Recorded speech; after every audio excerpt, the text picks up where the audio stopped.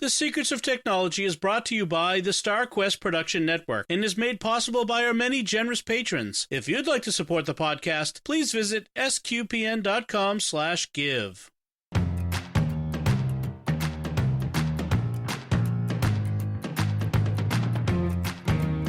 Hi, I'm Dom Bettinelli, and you're listening to The Secrets of Technology, where we discuss the technology news that's important to you from a uniquely Catholic point of view.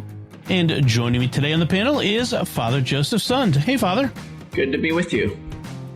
So we are this week following up on a recent episode, episode 305 from a couple months ago, on travel tech, the travel tech you will need, I think was the title, Tech for Travel.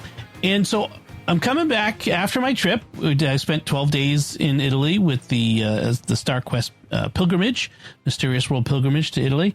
And I want to give you my review of the apps and gadgets and hardware that I used, and which worked, which didn't work, and what maybe some things I found surprising that came up. So, Father, feel free to jump in. I know that you may have used some of these things, so feel free to jump in with your take on it or similar things. But let's start off with the apps that I used a lot that really turned out to be really useful. No surprise to me that Flighty was very useful in both coming and going. The flights there, the flights back. Did the job great. It got me all the updates, the live activities on the screen of my phone. Even as everyone always says, it updates like gate changes and that stuff faster than the airline's own apps. And this is true. When we were in Montreal coming home, there were multiple gate changes for our flight. We had a long layover, and there were multiple gate changes, and we were getting those gate changes coming through pretty quick on Flighty, faster than the Air Canada app. So it was that was really nice. So I have to give props to Flighty. Lots of really good information in there. I was even able to import all my old past flights from TripIt, and I think I uploaded it from TripIt, and so all of my history, my flight history going back more than a decade, like 15 years, is in there, which is fun. So I can tell you, how many miles I've traveled around the earth and all that sort of stuff, which is fun. So I'm guessing you did not do the free version. You have I bought the paid version with the understanding that I would not renew it when I was done, unless I'm going to be traveling again. Okay, it's about $3.99 a month for the if you do it annually. Yeah. So I did, it's $3.99 a week. You can do a pay as you go for a week's worth. So it's billed weekly, or you can do $3.99 annual, for a month annual, or about $48. So I ended up, because I got it also for my daughters who were traveling earlier this year, I just got a year's worth on it. So I paid it for the whole year. And it worked out. And, if you're a power traveler, the $249 price is well worth it. That's a lifetime, price on that. It's really great. It looks like it syncs with your Google Calendar, all of those things too, which is. Yeah. It was so good. It showed you could put your seating in there and all that stuff like that. It was very useful. Another app that I used a lot, it's very specialized, is the Rome Pilgrim app. And this is an app that came out specifically for the Jubilee year this year. And it's got all the Rome's shrines and pilgrim sites and churches and all that sort of stuff is in there. And it gives information on the places, including more spiritual information. A lot of guidebooks will give you the historical information about churches and stuff, and this one specializes in giving more spiritual information as well, and a lot of detailed information. And it allowed me to select them and put them on lists, places that I actually visited, which was really nice because I wanted to keep a journal of where we went, and having this list that showed all the places was very useful for me to kind of look back on. And in fact, I'm going to keep the app on my phone, and It's actually a nice guide to Rome in general, which is good. It even has some of the really small, obscure sites. Jimmy Aiken picked one of the places we went, mysterious places we went, was the Purgatory Museum. This is a tiny little out of the way place that nobody ever visits.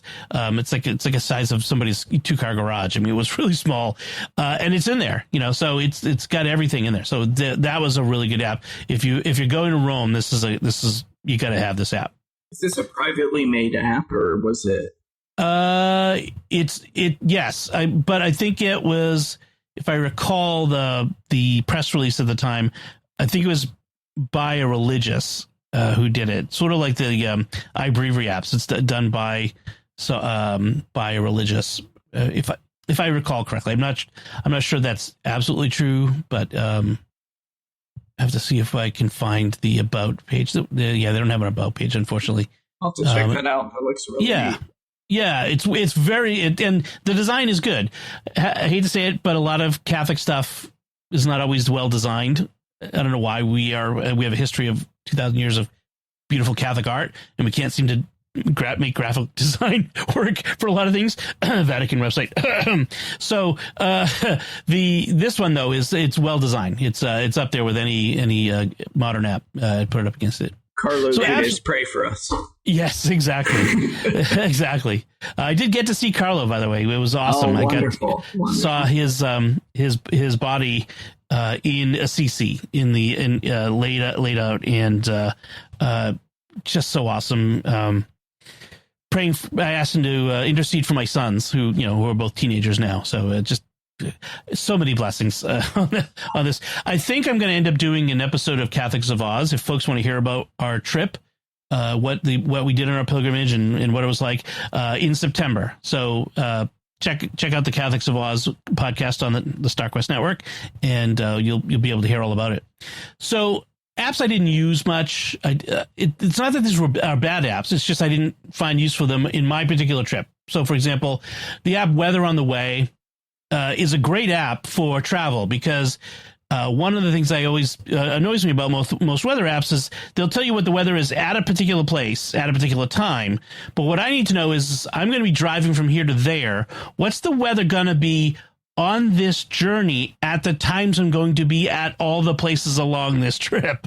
And that's what this does. You say, I'm leaving at this time to go to this place, and given typical driving speeds, what's the weather going to be when I'm passing Topeka or whatever it is.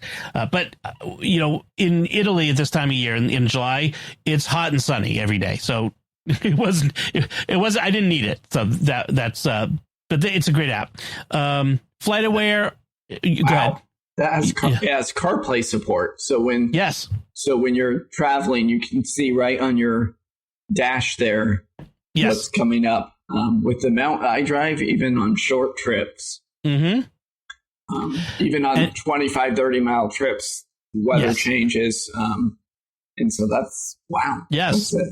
That's worth $20 a year, I'd say. When Father Corey was up in Montana, he would have to drive, 100-something miles to get to some of his places. And, this would be a perfect for any priest, especially who's got long drives to places. Definitely.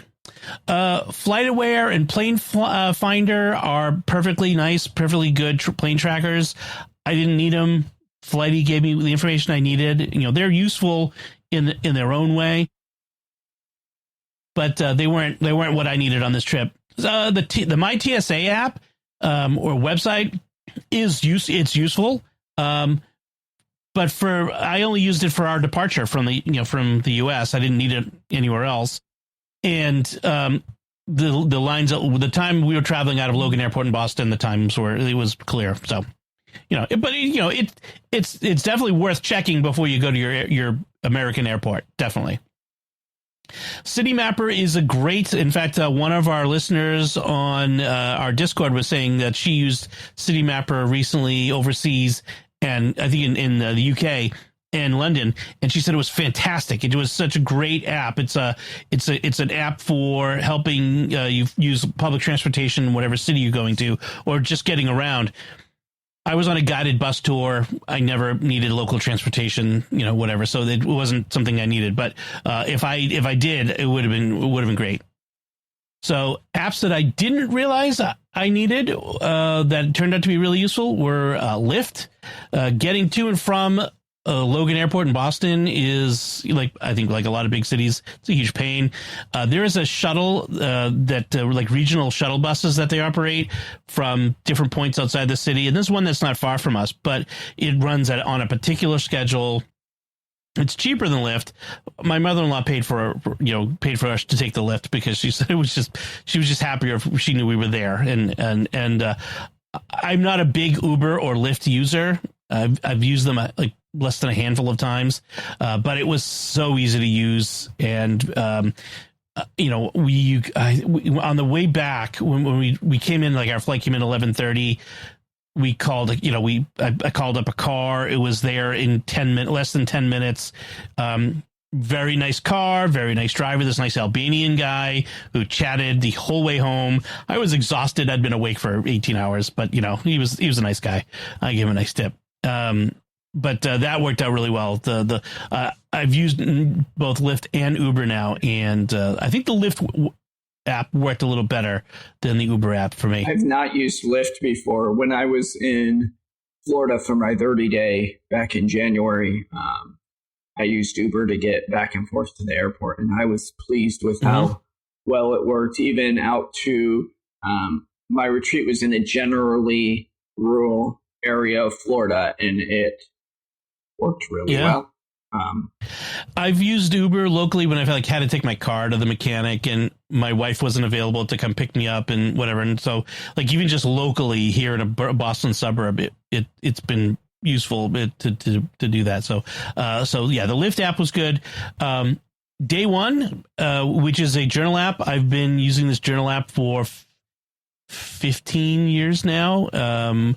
And every day for the past 3.5 years, I think I've managed to keep my streak of journaling alive. But I didn't realize how much I should have thought about it because I love to write about, and I do write in my journal every day. But using this app to keep track of the events of the day, at the end of every day, I would sit down before bed and just write out everything that happened that day, my impressions, what I thought about it.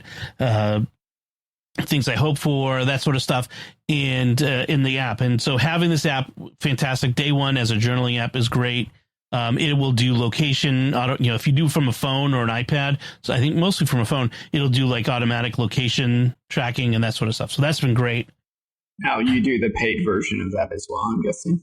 Yeah, I paid for it ages ago, so I haven't had to pay another dime in, more than 10 years. Currently, it's $292 a month billed annually, so that's going to be about $36 a year. Yeah, I got in when it was still independent. Now it's owned by Automatic, which is the company that makes WordPress. So it's changed a little since then. So yeah, I was grandfathered in, so which is good. But it's a great app regardless. If you want to journal, it's a good app to journal with. If you don't want to pay and you're an Apple user, you could use the journal app that comes free on iOS now. And that's a perfectly serviceable app you could use to keep track of your vacation and things that happen. So, and then Pedometer Plus. I have an Apple Watch. I have an iPhone. They track your steps. That's no problem. But what I like about Pedometer Plus is it works with both, but it just has a cleaner interface. It's easier to just pull up how many steps I took. Some days I wanted to just see how many steps did I walk today. And boy, do I walk a lot of steps. I think my biggest day was over 20,000 steps. There's a reason why those Italians eat so well and are generally not showing it. Yes. Yeah. And plus it's so hot. It was over 90 degrees every day. It was super hot too. So, I came back, I ate well and came back, about 15 pounds lighter. So, probably, between, water weight from the sweating and the walking, the regular weight too. So those are apps I didn't realize I needed, but really were very helpful. And then as far as hardware goes, so power is always a big issue when you're traveling. So especially overseas. So I talked about 12 South has their plug bug multi-port USB-C charger with Find My. So basically it's kind of like a built-in AirTag. They have a US version and an international version, and the international version has all the different adapters. It's kind of bulky. And one of my tips is that if you're traveling to just one country, just bring the one adapter for that country. You don't need the UK and the adapter and the Russian adapter and the Korean adapter if you're going to Italy. You know what I mean? I should have thought of that ahead of time and just left the other stuff at home. Yeah, unless you're going in between two different areas of Europe, you're fine. Exactly. If you're just going to one country, you'll be fine with just the one adapter. Save some space in your luggage. But the plug bug was great because it had the 4 USB ports, and it charged my phone, my watch, my wife's phone, her watch. Now, I also had some other stuff that I needed to charge as well. So I also had some other power things. I had the brand name that really seemed to work really well for us was unfortunately called Septics, which I'm not. They need to do some better marketing research in the U.S. It's CEPTICS. Maybe it means something else. Maybe it's pronounced Keptics. I don't know. Maybe try a K next time. But in any case, their plugs and things were not crap. Sorry. So the travel power strip was pretty handy. Again, comes with all the different adapters. You can get a version that has very specific adapters, like European adapters or Australian travel adapters. If you're just traveling to one place, and so you pay a little less. I figured maybe someday I will travel to Australia. I would love to. So I should get the ones with all the adapters. So what it is it folds up, but when you unfold it, you put the correct adapter on it, and then it gives you 2 US plugs and then a couple USB ports. That was very nice to have. It gives you USB-A and USB-C port on it. And that was very nice to have to be able to plug some other things in as well. I had a laptop with me. We were doing some recordings, so I needed to be able to plug in my laptop, plug in the little fans and the battery packs that we had. In fact, I forgot to include battery packs on this, so I may add that to the list of things I wanted to talk about on this. So there's the strip, and then there's just the travel adapter plug. They have a pack that has 2 just plugs that go straight into an outlet, and then it gives a US plug on the outside of it. And then some of them have the one I'll put in the show notes. It also has some USB ports on it as well. It's a little tricky because some of the holes in the sides, like there's the obvious power plug, but some of the holes look like USB ports. They're not. They're the power ports, where they're 2-prong power ports. So be careful on that. That almost got me on one of them. And then, so those worked out really well. One of the things I wish I brought with me was an extension cord, because what I found in the hotel rooms was I wanted to be able to charge my phone by my bed, so that I could have the alarm right there and not have to run across the room to turn it off in the morning. But they didn't have outlets by the bed, which is really strange to me, why you wouldn't have outlets by the bed. But there was an outlet on the wall, which was clearly for a vacuum cleaner or something. And if I had an extension cord, I could have run it over to the thing. So having a travel extension cord, if such a thing exists, I did some really quick research before the show and didn't see anything obvious, but even just a regular light extension cord would be enough. Yeah, if you had a travel adapter, you could use a US extension cord. Exactly. Something that was really great, I didn't realize how good this was going to be. This is one of those like Chinese knockoff names for products on Amazon. You know how it's all capital letters? It's the Jisoo Life handheld mini fan. It looks like a little teddy bear. It's got the little ears. I don't know why, but it's a fold out portable fan. It also has a flashlight and it can work as a battery pack for your, like, charging your phone. I didn't really use it for either of those things. I mostly use it just as a fan, and I use it as a bedside fan, but also like as a fan whether I'm in a church or other. inside a building, and it's very quiet, and the fan itself, the blades are not protected. They're not in a cage like fans are. But if you actually touch it, it just turns the fan off. Like it very quickly turns off. It doesn't, keep whacking things or whatever around it. So it was very, and the battery life was awesome. I could have it next to my bed all night long after having used it, all day on the trip, and just plugging it in, when I could back in the hotel room before bed. So that was really great. Go ahead. That's one of the things that is a must for travel for me now is I just have a little small USB powered bedside fan. I can't remember the brand. It was some $9 Amazon thing, but it plugs into a power bank just fine if there's no outlet near it, and usually makes it through the whole night.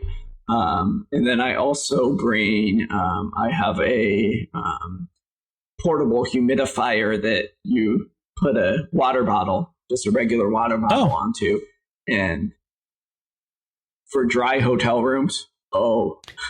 That's a great idea.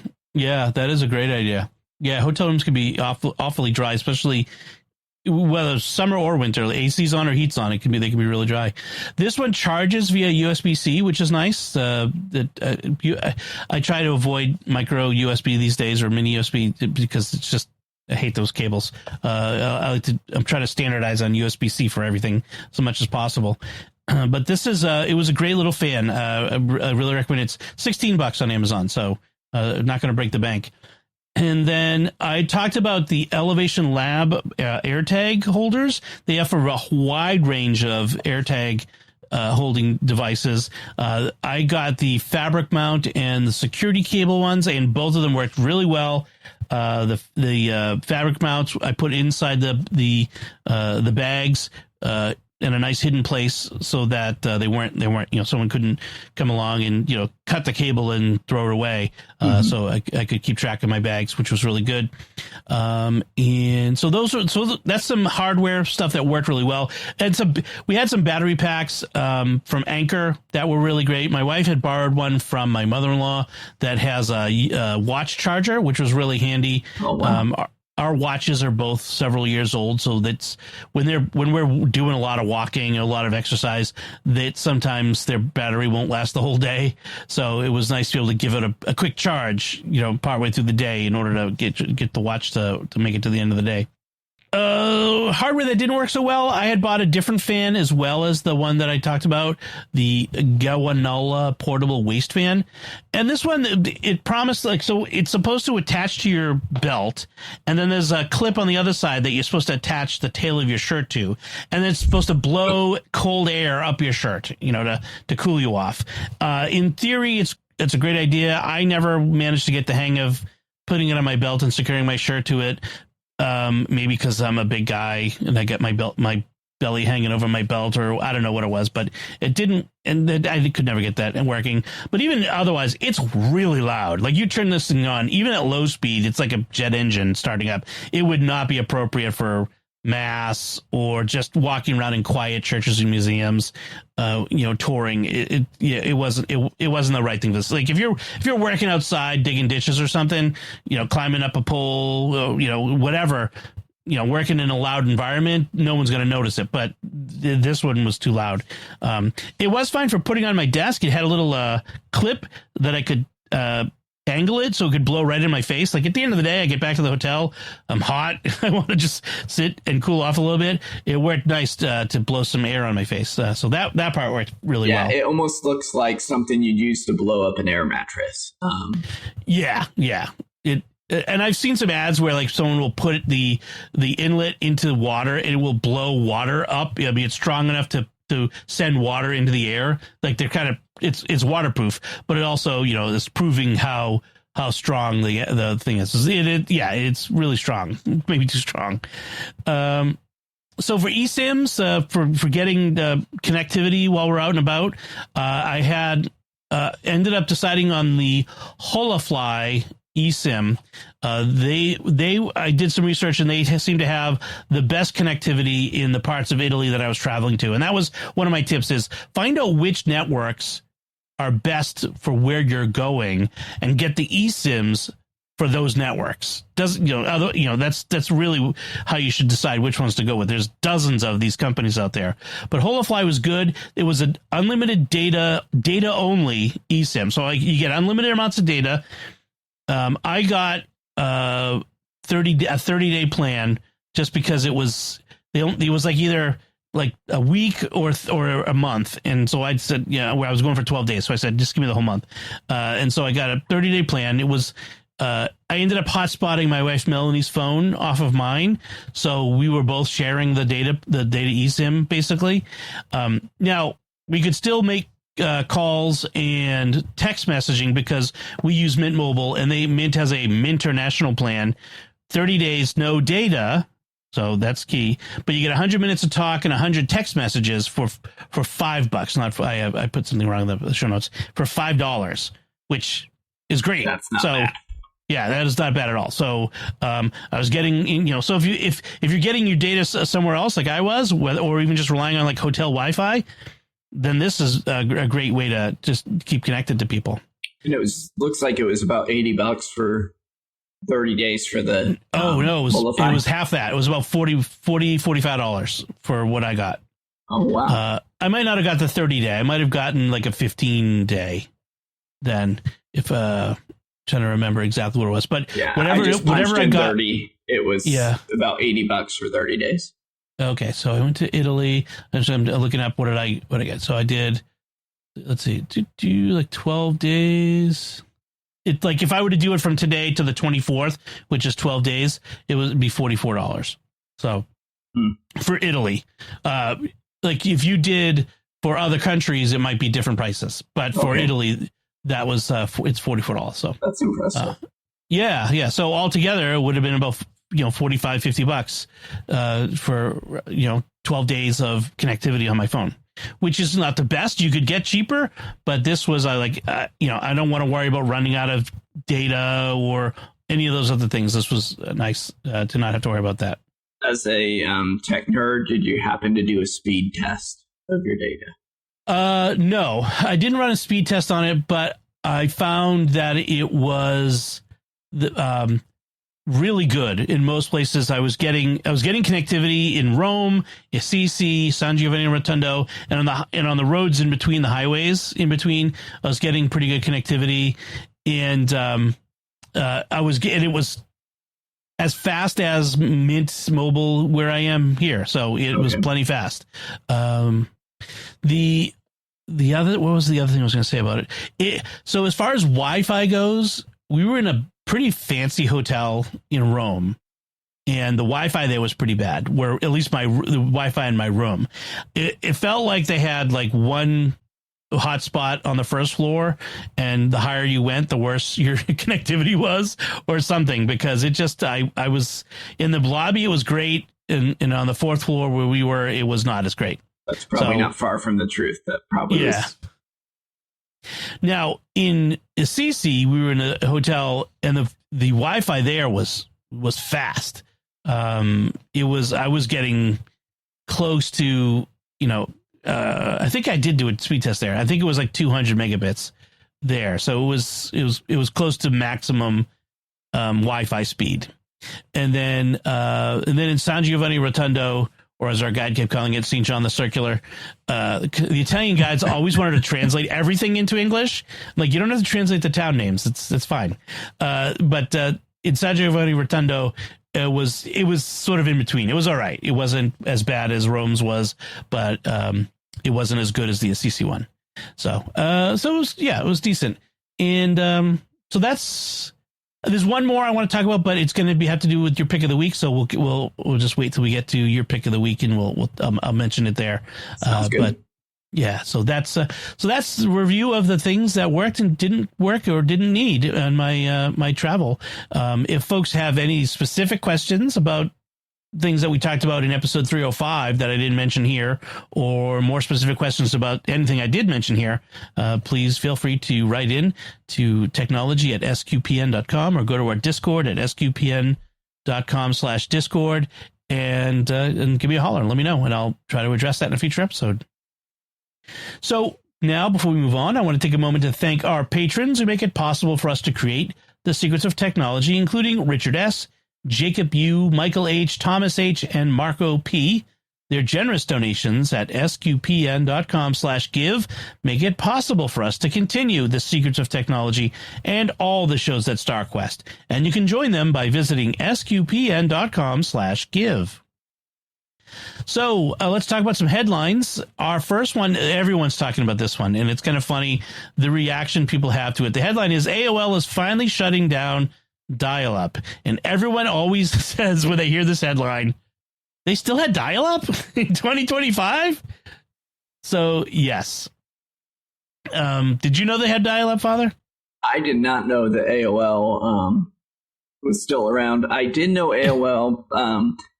Occasionally I have that parishioner that gives me a email address at AOL.com, and I kind of snicker to myself a little bit. Yeah. They're always over the age of 65. And wonder how much spam. And usually, to be honest, my emails never get to them if they have an AOL email address. There's the article The Verge about this. The writer talks about a few years ago helping his dad get off of AOL dial-up. And you were saying that in the 2019 census, 265,000 people in the U.S. were still using dial-up internet, which is astonishing. But his dad was using it because he had broadband, but he was afraid to let go because it was his backup. He'd had it for so long as his backup. What if something happened to my broadband? I need another way to get online. And it can be scary to let go and to change. So I get that. But when I was in a rural area of Nebraska before 2020, DSL, we were running the school's internet connection off a DSL connection because that's all we had available out there. And that's still, DSL is technically still dial-up. Right, it is, and in fact, that was something that came up when I was talking to some people about this story. Is a lot of the people who are these 265,000 are rural folks, a lot of farmers who are all who didn't have access to broadband. Now with Starlink and these other satellite systems that are much better than the satellite used to be, they can get these, and it's way faster than their dial-up. But it's or even DSL. I'm also curious about some of the old technology some people use in businesses that require a dial-up modem to connect to networks and stuff that they haven't updated the technology, so they still keep a dial-up service alive just to connect that one credit card machine or whatever it might be. Right. Even big companies that are still using some of these old technology, well, hopefully not, critical failure point tech, but just stuff that, no one ever bothered to upgrade because why fix something that isn't broken, right? And this may be enough to push some people along. But I'll, pour one out for the AOL modem connect sound, that's the, in fact, I wish I had a recording of it to play now. Maybe I'll insert one in editing at this point, if I remember.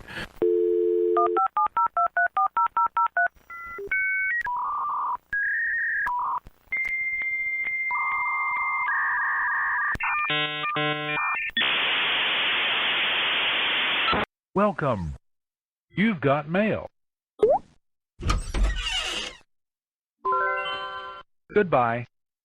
If you still got some of those 100-minute discs, use them while you got them, right? No kidding. The CDs and the 3.5-inch discs. I repurposed plenty of those 3.5-inch discs for my own, because those they didn't grow on trees, and they would send them out, and I would reuse them. So that is funny. So let's move on to another headline. And this one is interesting. In fact, it could almost be its own episode. I realized as I was reading through it, the dead need the right to delete their data against AI, lawyer says. And so what's going on? This lawyer says, so the chair of fiduciary law at the University of Georgia Law School argues that U.S. law should give a dead person's estate a limited right to digital deletion as a defense against the exploitation of digital remains. What are they talking about? What they don't want is digital resurrection. In other words, people using AI to take the massive digital footprint that we all have, all the data in the cloud, all of our emails and videos and social media and all this stuff that we have out there. And heck, people like us who are podcasters, right? And recreating a digital avatar of us in the future. And there are, like, as he points out, a living person has some say in the matter about, the creation of a digital version of them by someone else through the control of personal digital documents and correspondence. That's their property. But a dead person can't object. And U.S. law doesn't offer the dead much data protection in terms of privacy law, property law, intellectual property law, or criminal law, according to the story. And yet there are companies out there already doing this. This isn't hypothetical. Seance AI, Storyfile, Replica, MindBank AI, and Hereafter AI offer the ability to recreate a person's voice and likeness. This is problematic. Because have you heard the story about the parents in Florida? There's parents of one of the victims of the Parkland shooting down in Florida, Parkland High School shooting. They used one of these services to recreate their dead son so that he could advocate for gun control against gun violence. And that seems wrong. I don't care what the political point is, and we can move away from the political point of it. A soul has passed, let a soul pass. Right. And that's just painful. Well, yeah, I feel for these parents. I can't imagine what it would be like to lose a child and how wrenching it would be and how comforting it would be. Like, I listen to old voicemails of my parents who've passed on because it's comforting to hear their voices again. But this is not your child, and it's not a recording of your child. It's a recreation, and you're having conversations with it. And my wife reminded me of actually there's a novel by the Pulitzer Prize winning novelist Kazuo Ishiguro called Clara and the Sun. And it's a story about a robot with an AI that is purchased by these parents to be a companion to their daughter. It turns out the daughter is dying, and the robot is learning how to be the daughter so that when the daughter dies, they can turn the robot into their daughter. And it's horrific in a sense, in that sense. But it's not exactly the same thing, but it's related. I mean, it's a sort of along the continuum of doing this. And I feel for people who've lost, but this isn't the right thing to do.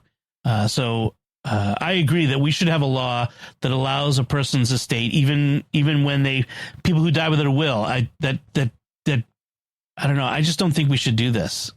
This is a good time to remind your settings on your Facebook, on your Twitter, on all of those things.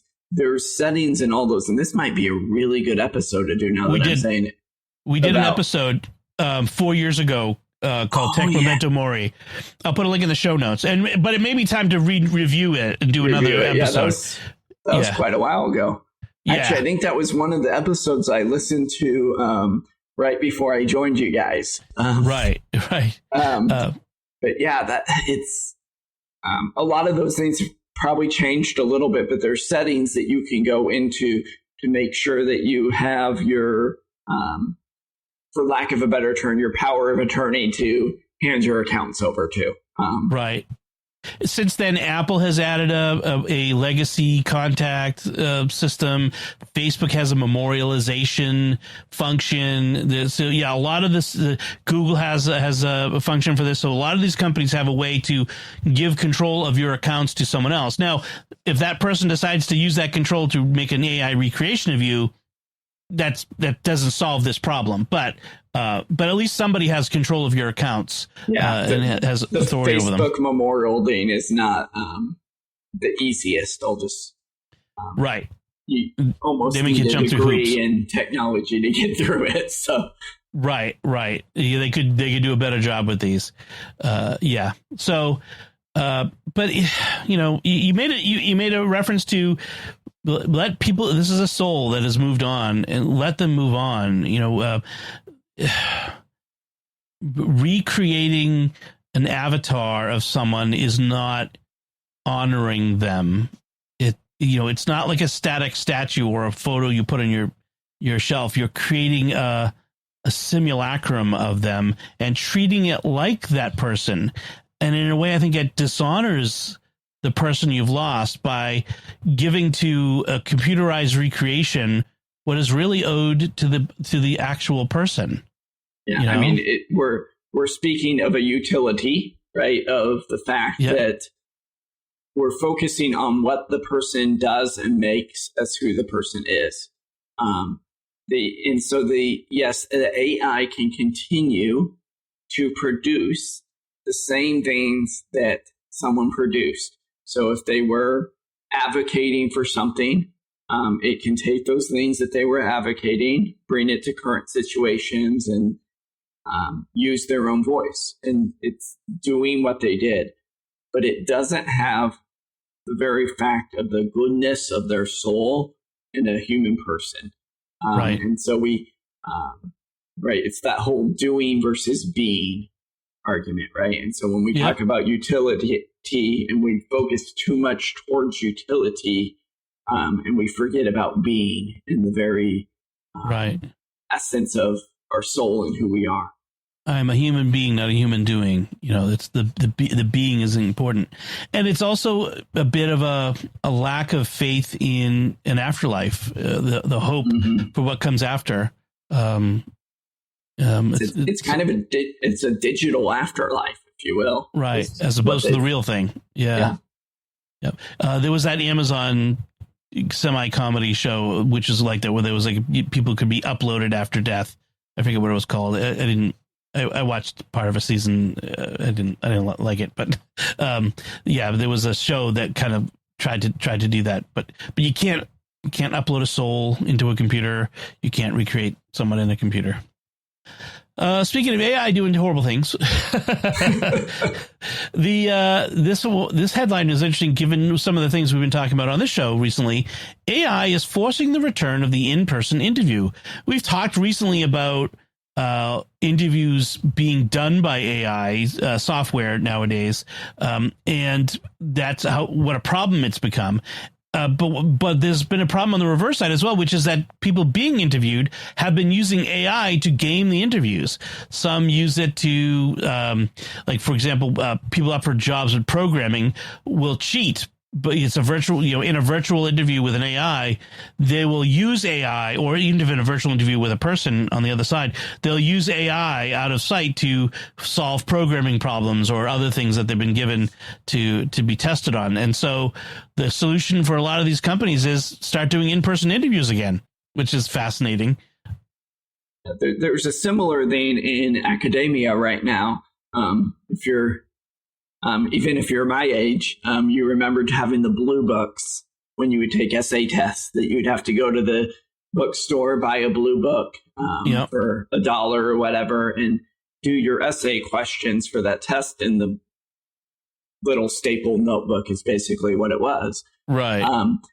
And that company's having a resurgence now because of the fact that college professors don't want to give their students essays on computers. They want to see them sitting down with a pen and piece of paper. And as This year I'm going back and teaching. I'd like to believe that all my kids are great in a Catholic school and they're not going to cheat, but the temptation's in front of them. And as someone who's supposed to be the nerdy priest, it's funny that I usually have them do written tests. So, well, the nerdiest folks are the ones who trust technology the least, I find. So that's yes. I wonder though, like if is the problem that they're going to AI, like ChatGPT to provide the answers, like, and if that's the case, can you just like shut down internet access during the test?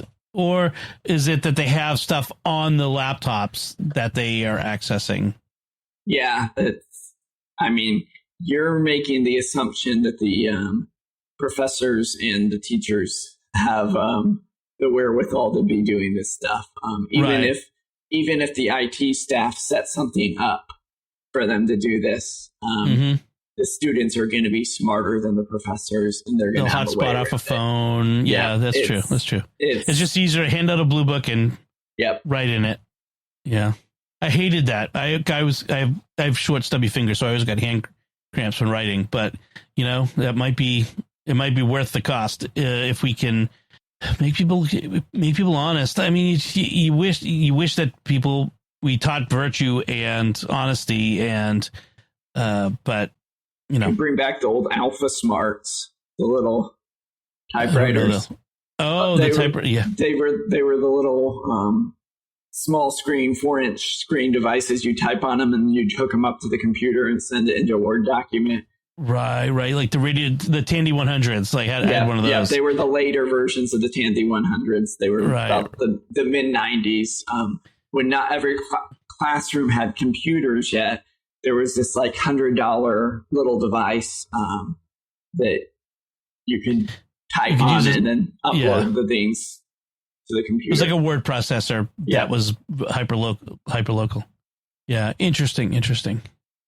So, and so as far as the interviews go, I'm all for it. And there's actually talk about some of these companies that do the AI interviewing, helping the companies that hire them to track down whether people are cheating. Are they looking off screen when they're being asked questions? Are they typing off screen? That sort of thing. So I don't know.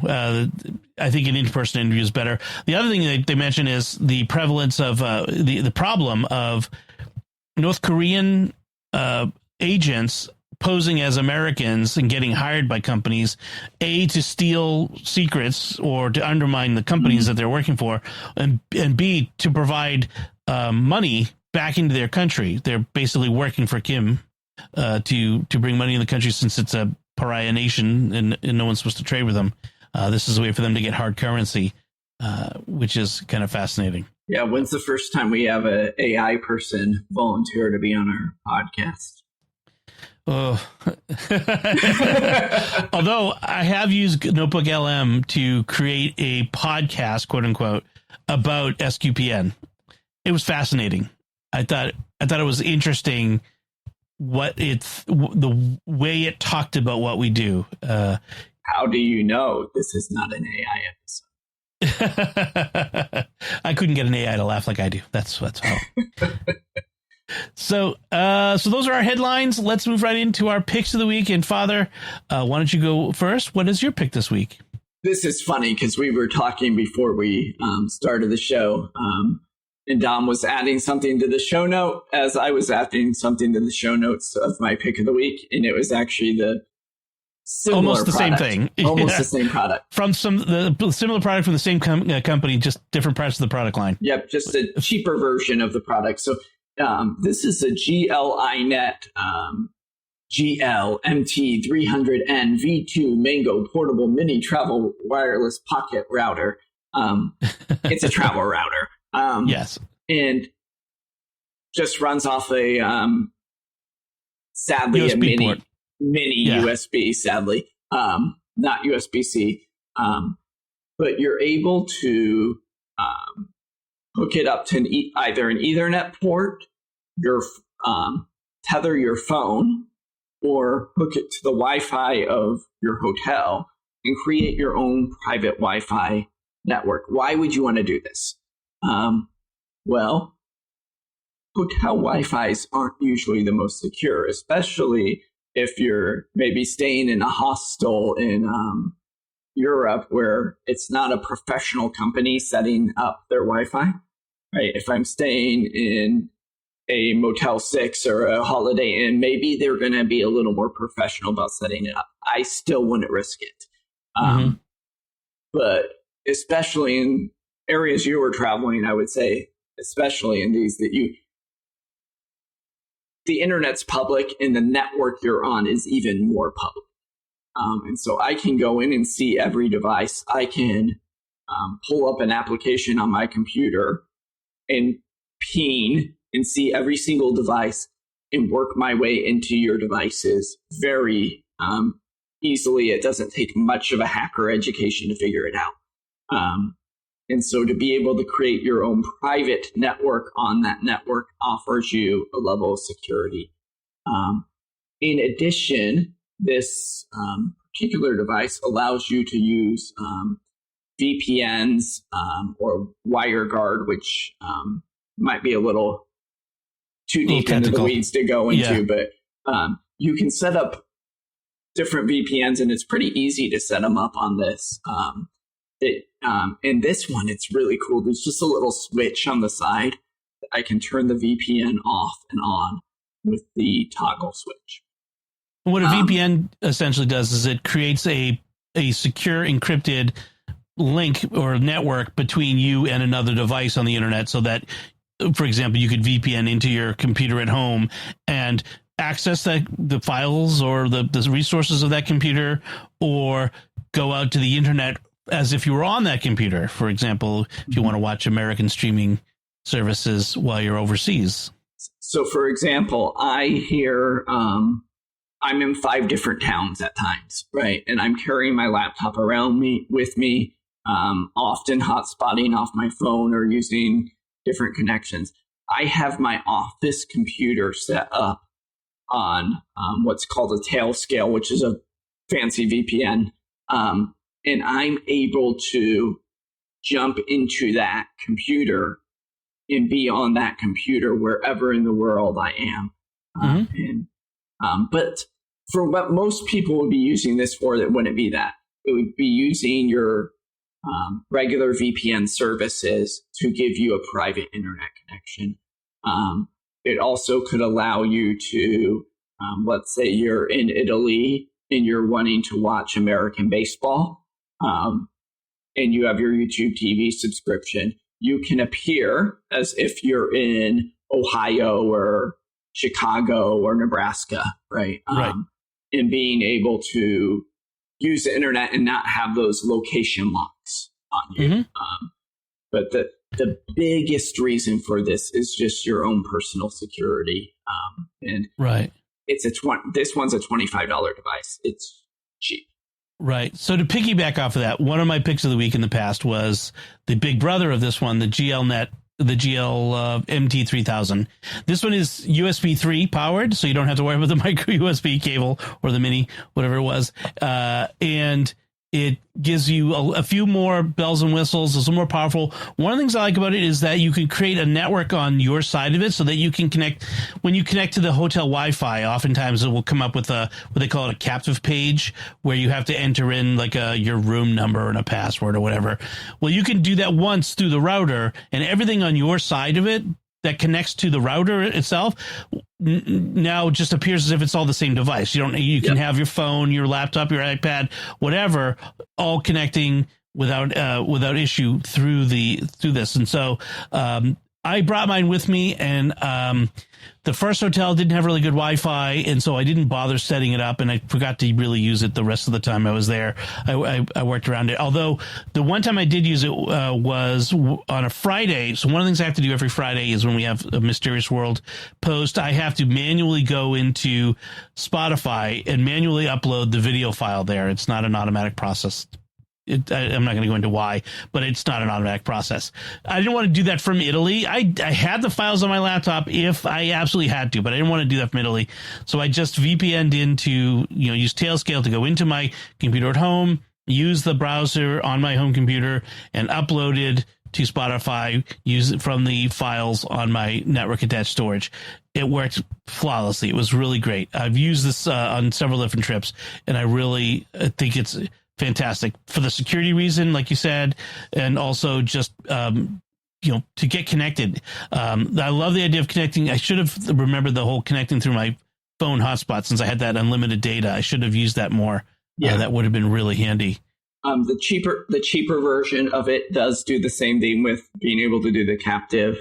The other feature that you can use, it can do, and this gets a little into the weeds, but it can clone the address of your phone. So if I go through and I connect to the Wi-Fi of my hotel with my phone, I can copy my phone's information over to that router, what's called the MAC address, and it will appear as my phone to their network and allow me to connect anything on that. That's going to be limited based on security of their network and all of that stuff. Right. They do have more expensive and newer ones that, support Wi-Fi 7 and do like a PD power port on it and all kinds of things like that. But, if your needs are basic, which they probably are, you go for one of the less expensive ones. You don't need to. The nice thing is they have at all different price ranges. So you just get the one that does what you need it to do. This one is the one I have is so small that I have my little Cocoon backpack with the grid stuff in it. I just leave it in that. I plug it into a power bank. It's on.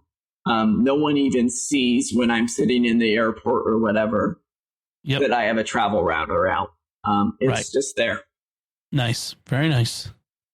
So my pick this week, I feel like everyone should have a screwdriver set, like a ratcheting screwdriver set in their home. I've had one of these for a long time. I need to replace it because the ratchet broke. It was not an expensive one, and it was well used, well loved. So Amazon Basics has a magnetic ratcheting wrench and electronics precision screwdriver set with 73 pieces.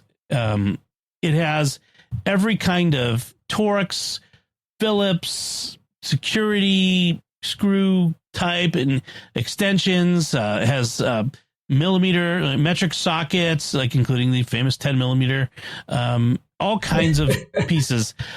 Did they put an extra 10 millimeter in there for you? Or? Just in case when you drop the first one down inside the engine block. No, they don't. But that would probably be a more expensive kit. It's a $15 kit. It is not expensive, but if there's something you need to use a screwdriver on, and it's not in here, I don't know what to tell you, because this has got everything. It's got some obscure bits, but it's got all the regular bits that you want to use too, in multiple sizes. So, it's not fancy, cool. And it's not high tech, but it's a useful set of screwdriver set. This is something I could just both keep in my car for use in my car, but also keep in my car for the number of times I'm over at somebody's house and get asked something about their computer and could do a simple RAM upgrade, but I don't have the security socket on me. Right. It has multiple of the different security socket bits, like that use like the special security socket bits. I mean, there are multiple ones in there that have the that are like the SP26 and the S2 and S1 and that sort of stuff. It's got all your iPhone ones on there. Yeah, exactly. That's the thing. It's there are special ones for like Ring doorbell. I think that's in there as well. So it's got a little bit of everything. So I don't want to go on and on about it. But it's really and it's ratcheting. The handle ratchets, so you can quickly open and close things. So the one it doesn't have that my iFixit set has that I found really useful is a SIM ejector bit. Yeah. Which I've done. The iFixit kit I still use when I'm working on a computer. Like this one is more general use. But I mean, it's got a lot of the ones that the iFixit kit has too. But the iFixit kit, I feel like is a little more precision, a little this is $15. It's not going to be high quality. I really like the iFixit kits, but for a basic home repair sort of thing, getting into the screws in your washing machine, or, you get a loose screw on your dishwasher like I just had the other day. Just get this out, tighten it up, and you're good to go. So that's what it's good for. That's a good stocking stuffer. Might bring that back for the Christmas list. Yes, Christmas gift guides. That's not too far away. A few months. That's a good point. I'll remember that. All right. So that's it for us this time. We would love to get your feedback on anything we discussed in this episode.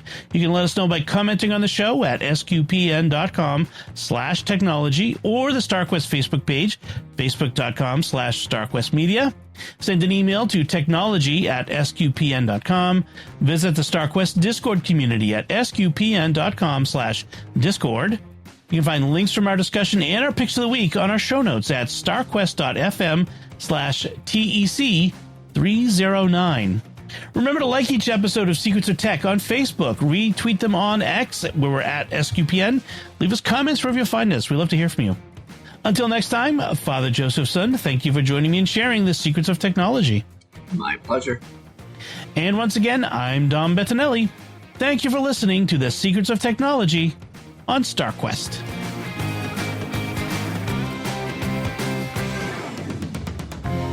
Here's another show on the StarQuest network you're sure to enjoy, The Catholics of Oz. Find it wherever fine podcasts are found or at sqpn.com/Oz.